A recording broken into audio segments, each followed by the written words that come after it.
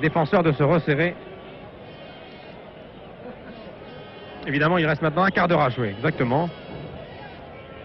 Et les Stéphanois menant 1-0.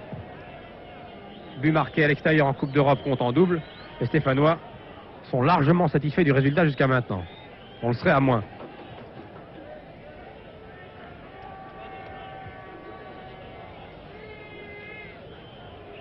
Faute.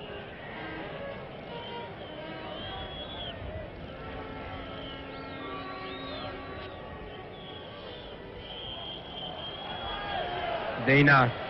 Attention à cette contre-attaque des Polonais. Piesko cherche un partenaire. Mauvaise déviation de la tête, mais les Polonais récupèrent cette balle. Dégagée par Camerini et maintenant par Herbin, qui a le champ largement ouvert devant lui. Beretta à gauche, Keita à droite et Revelli en retrait. C'est Beretta en possession de la balle. Un crochet va resservir derrière lui pour Keita. Et puis démarqué là-bas. Larquet peut servir, Revelli bien placé. Revelli toujours. Et Grotinski, le gardien, bien sorti et s'est même blessé sur cette action, alors qu'il était très sérieusement menacé par Revelli, qui fort gentiment se penche pour savoir si le gardien... Non, apparemment, en jugé par le signe de tête de Revelli, ça n'est pas grave. Peut-être un œil au beurre noir, ce qui ne va pas empêcher les Polonais de dégager. Non, c'était un coup reçu à l'épaule gauche, à l'épaule droite. Ce qui est bien entendu beaucoup plus gênant pour un gardien. Enfin, ça n'est pas grave. Monsieur Lorovital se fait siffler parce qu'il a arrêté son chronomètre. C'est le règlement qu'il veut. Un arrêt de jeu, c'est un arrêt de jeu.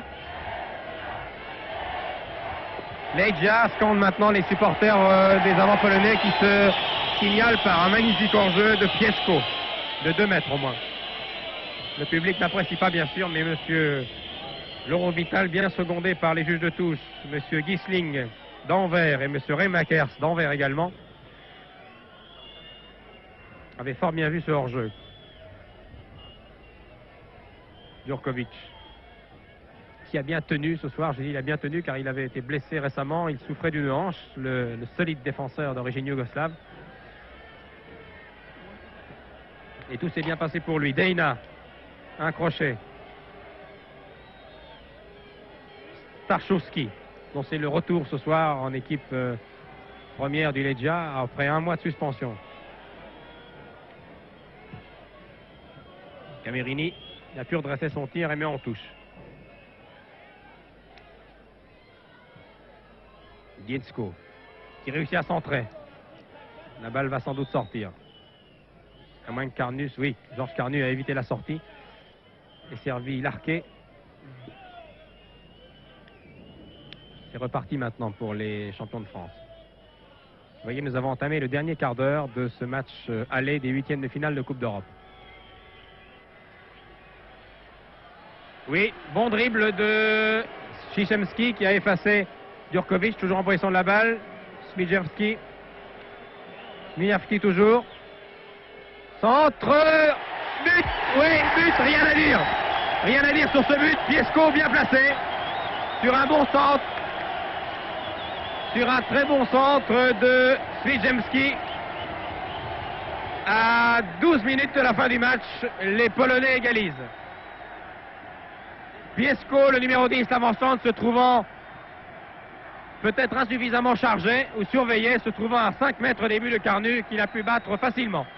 Un but partout, alors qu'il reste 11 minutes à jouer.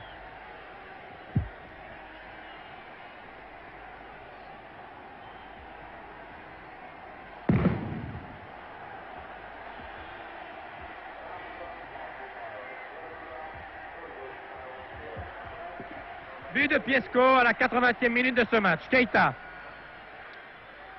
qui peut centrer. Remise en jeu au 6 mètres. Piesko, numéro 10, qui avait été très menaçant depuis le début de ce match, égalise pour Legia de Varsovie sur un bon centre qui avait tardé à venir de Smijerski, qui ne savait pas quoi faire, qui n'a pas été chargé comme il aurait dû l'être et qui a servi Piesko, qui a marqué au milieu d'un paquet de joueurs. Un but partout. Et maintenant, tout le stade de l'armée de Varsovie, debout, encourage son équipe. Corner tiré par Gadocza. Smijenski efface Mitorash. Oh, c'est dangereux, attention. Les Polonais dominent de nouveau maintenant dans les dernières 10 minutes de ce match. Keita. Revelli. Un but partout. Un score qui n'a toujours rien de catastrophique pour les Stéphanois. Les buts marqués à l'extérieur comptent double, je vous le rappelle. C'est un score qui leur donnerait satisfaction. Mais le match n'est pas terminé. Et les attaquants polonais sont de plus en plus rapides. Deina tire de loin, contré par Mitoraj. Stachurski. Le public est maintenant debout. Keita. Beretta. Keita bousculé. Des pétards maintenant explosent un peu partout sur la pelouse du stade de l'armée. Il ne faudrait surtout pas que cet enthousiasme maintenant des supporters ne déconcentre les Stéphanois qui pour l'instant obtiennent un bon résultat avec un but partout à 8 minutes de la fin.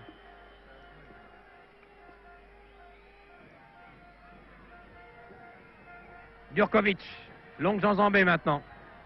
Sur l'aile droite là-bas, cherche un partenaire démarqué, va peut-être servir derrière lui l'arqué, c'est fait. 8 minutes à jouer. Herbin maintenant venu en attaque. Contre-attaque des Polonais.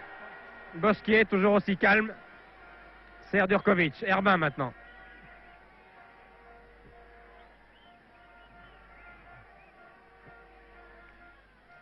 Jacquet.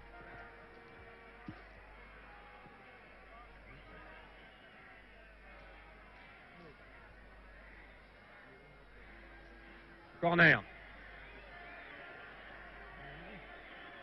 Bénéfice de l'équipe de Saint-Étienne, alors qu'il reste exactement 7 minutes à jouer dans ce match de Coupe d'Europe. Corner tiré par Beretta. J'aperçois Revelli qui attend cette balle. Revelli a bondi, mais Grotinski également. Il a pu dégager à la main. Piesco, la balle n'est pas sortie. Piesco, auteur du but d'égalisation. Piesco bousculé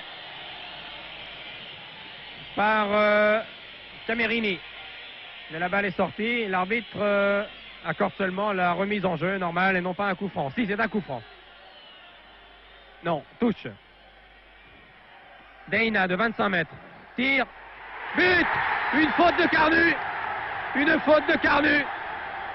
But des Polonais sur un tir qui paraissait anodin. Deina, le numéro 8. Deina, le meilleur buteur du championnat polonais, marque le deuxième but. 84e minute. But de Deina. But de Deina qui a ajusté un tir de 20 mètres du gauche. Tir qui ne paraissait pas devoir inquiéter Carnu. Tir à rater, mais Carnu en a détourné, même arrêté. Il est beaucoup plus dangereux. Et Georges Carnu a été, semble-t-il, masqué peut-être ou pris à contre